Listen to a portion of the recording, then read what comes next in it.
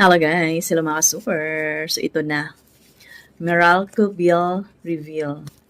Magkano kaya ang ating Meralco Bill ngayong mayroon na tayong super AC? Aircon pa more, diba? Nakakaloka yan. So yung last month, yung bill, Meralco bill ko ay nasa 8,900. So 9,000. So ngayong buwan na ito, siguro nakasama tong aircon na to ng 1 linggo kasama na dito sa bill. Pero nag-o-open din kasi ng aircon dun sa taas. Pero madalang lang naman yun. Ngayon, the moment of truth, magkano kaya? So, hindi ko pa siya nabubuksan talaga. Pero, sa email, nung nag-pop up yung Meralco, sabi ko, ayoko rin buksan. Pero no choice na ako. Buksan ko na, nagulat ako.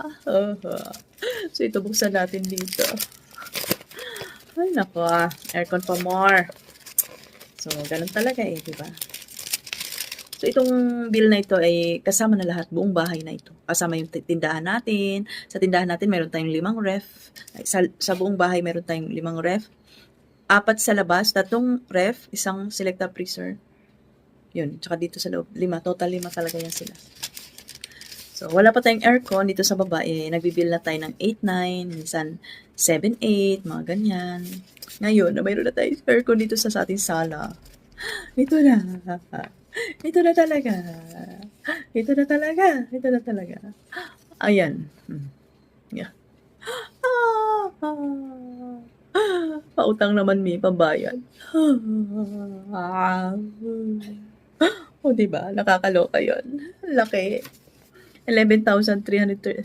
Parang nadagdagan ng 1,500. Wala pa isang buwan yun Good luck next month kung magkano. Okay lang yan. Importante.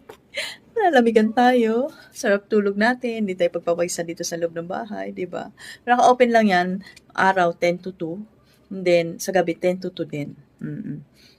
Yan. So, lalagay ko na lang sa comment section kung sino yung nakahula, malapit doon. Walang eksakto nakahula, alam ko. Pero mayroon naman malapit. Lalagay ko na lang sa comment section. Okay? See you lang. Bye.